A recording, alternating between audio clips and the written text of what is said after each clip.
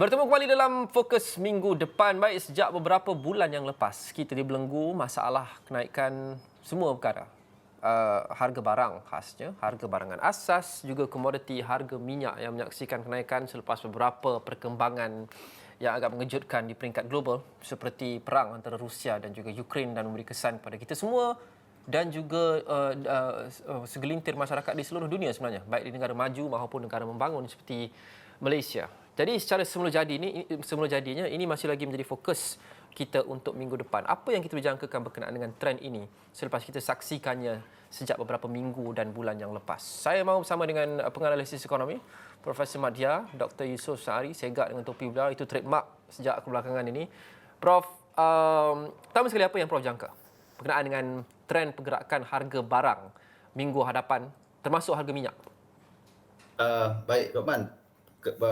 Penglihatan saya, kalau kita lihat kepada pertamanya kita kena faham sebelum kita lihat pada kedudukan minggu depan tu, kita kena faham bahawa kita ni sebuah negara yang kecil yang berdagang dan terbuka.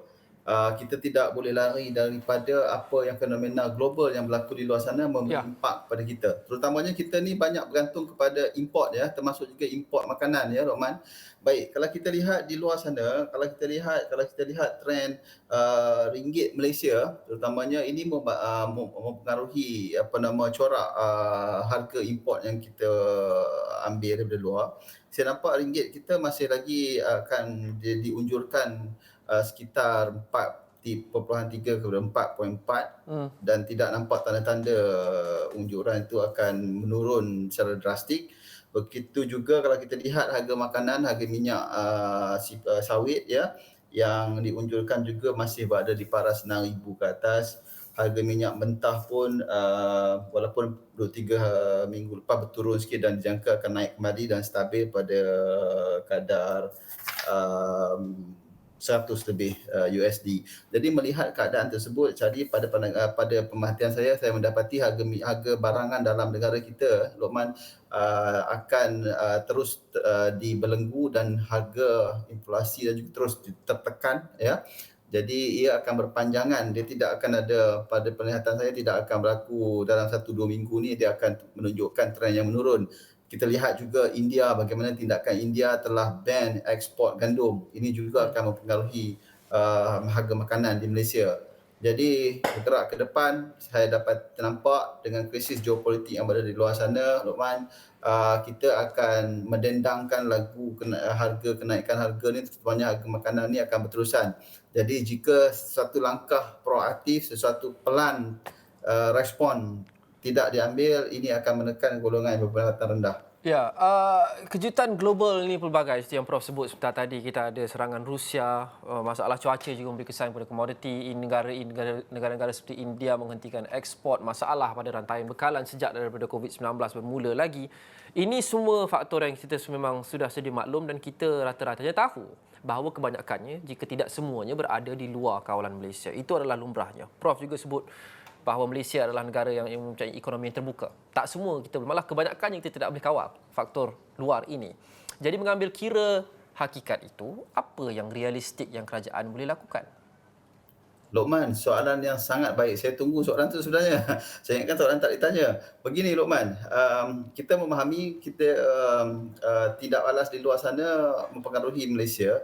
Jadi sekarang ni bergantung kebijaksanaan dalaman ekonomi secara pentadbir urus ekonomi kita, bagaimana untuk kita harungi perkara ini.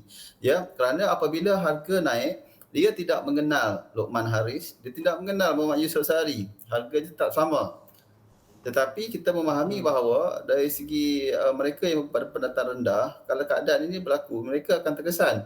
Ya. Jadi saya beberapa hari lepas saya pergi cadangan satu pelan yang mana perkara ni kalau kita tak buat sekarang, saya rasa kita terus akan dihantui dengan tekanan kepada golongan bawah di masa akan datang. Kerana perkara ini bukannya sebab oleh pandemik, sebelum 2-3 tahun pandemik ni benda ni dah berlaku. Pertama bila kita bicarakan tentang kos sara hidup. Iaitu Jadi apa yang berlaku, saya dapat kita kena wujudkan, Rohman, pilihan kedai-kedai yang lebih baik, kedai-kedai yang menawarkan yang lebih murah kepada mereka yang berpendapatan rendah. Dan kita wujudkan seolah-olah diskriminasi harga, yang mana kita letakkan satu kedai harga yang lebih murah. Kita tak kisahlah nak namakan apa kedai, keluarga satu Malaysia, keluarga Malaysia ke atau apa saja, dan kedai ini menawarkan harga yang lebih murah dan sesuai dengan kedudukan mereka yang kebanyakannya berpendapatan rendah, terutama di kawasan bandar ni, Lokman. Sekarang ni pengguna tidak ada pilihan, isi rumah berpendapatan rendah tidak ada pilihan. Seperti saya beritahu tadi, kenaikan harga tidak mengenal sesiapa. Jadi di satu sudutnya, kita sebagai yang melihat perkara ini perlu menyediakan fasiliti tersebut atau perlu menyediakan pilihan supaya pengguna dan isi rumah mempunyai pilihan, terutamanya mereka yang berpendapatan rendah, supaya mereka dapat menikmati kualiti atau barang lebih kurang sama tetapi dengan harga yang lebih rendah, Roman. Tapi itu bermakna duit itu perlu datang dari, kata orang, it has to come from somewhere, Prof. Itu bermakna lebih banyak subsidi daripada kerajaan untuk mengekalkan harga barang-barang ini di bawah harga pasaran ataupun pada paras yang sangat rendah. Dan kalau kita lihat tajuk berita sejak beberapa bulan dan tahun yang lepas, kita faham kapasiti keuangan kerajaan juga dikatakan terhad. Jadi sejauh mana kita boleh bergantung pada ini sebagai solusi yang menyeluruh dan mampan dan juga berjangka sederhana jika tidak panjang? Saya cenderung untuk tidak mengelak daripada kerajaan menggunakan sepenuhnya keuangan kerajaan, ya. Kita memahami juga kerajaan juga tekanan keuangan apabila menangani isu pandemik tempoh hari, ya. Jadi saya berpandangan bahawa ada wujudnya mereka ataupun social enterprise ataupun pihak-pihak GLC bergabung, apa saja business model yang ada untuk memastikan barang yang kita bincang tadi boleh disediakan.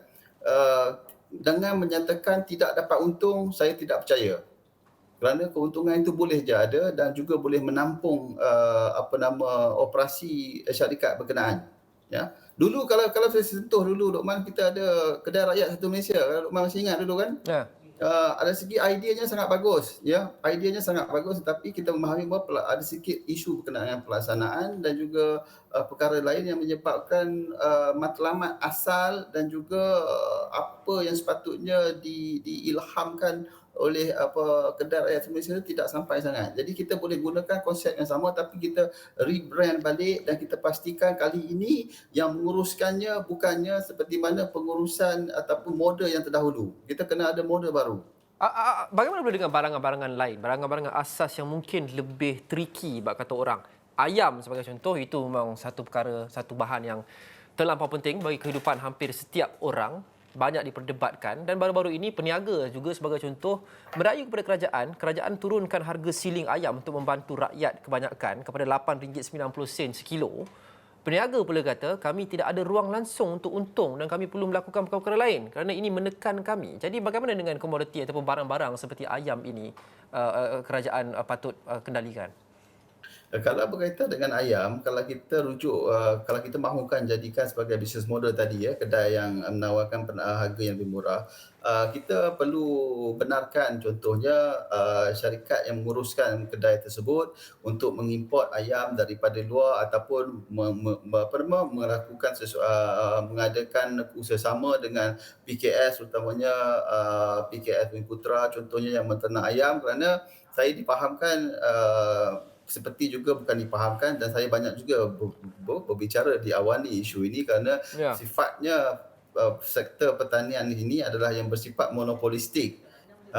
Dia ada yang kata-kata tertentu kalau sebahagiannya kan. Jadi ini menyebabkan tekanan harga itu lebih kuat. Tapi untuk berlaku adil, baru-baru ni beberapa bulan lepas kerajaan ada mengambil inisiatif untuk menamatkan atau membendung masalah seperti itu. Saya ingat kerajaan yang mengumumkan bahawa pembukaan pembelian ayam dibuka kepada semua syarikat ataupun lebih banyak wholesalers pemborong berbanding sebelum ini. Jadi tapi masalahnya masih lagi berterusan, Prof. Ya, memang untuk mengubah ini adalah berkaitan dengan masalah struktur ni, Luqman. Masalah rantaian bekalan yang bersifat monopolistik. Kalau nak mengubahnya tidak boleh kata kerajaan umumkan hari ini dalam masa seminggu, sebulan, 2 3 bulan, setahun pun susah untuk mengubah keadaan tersebut. Ia mengambil masa yang sangat lama. Kerana kita umpama kalau kita lihat secara analoginya sel barah kanser lah. Sel barah yang dah lama kalau dibuang terus mungkin boleh membahayakan, mungkin mati pada sakit tersebut. Jadi dia perlu ditangani secara perlahan tanpa menyebabkan kesan herotan daripada pasaran. Jadi tetapi kalau dengan idea untuk mengadakan satu harga yang lebih kompetitif, harga yang lebih murah kepada isi rumah dengan memberi memperkasa syarikat-syarikat tertentu ataupun syarikat yang konsepkan social enterprise, saya berpandangan itu satu mungkin model yang boleh dipertimbangkan. Baik, terima kasih Prof. Profesor Madar Dato' Yusof Sarip, analisis ekonomi. Kita nak bincang pasal topik ini memang kita perlukan masa yang sangat panjang Prof. InsyaAllah kita akan panggil lagi untuk kita adakan wacana dalam program-program yang seterusnya lebih panjang. Kerana masalah ini sememangnya begitu mendalam. Tapi saya harap kita boleh sentuh sedikit untuk meningkatkan kefahaman anda berkenaan dengan apa yang kita lalui dan kita jangka akan lalui dalam minggu-minggu akan datang. Itu sahaja untuk fokus minggu depan. Kita jumpa lagi. Assalamualaikum dan salam hormat.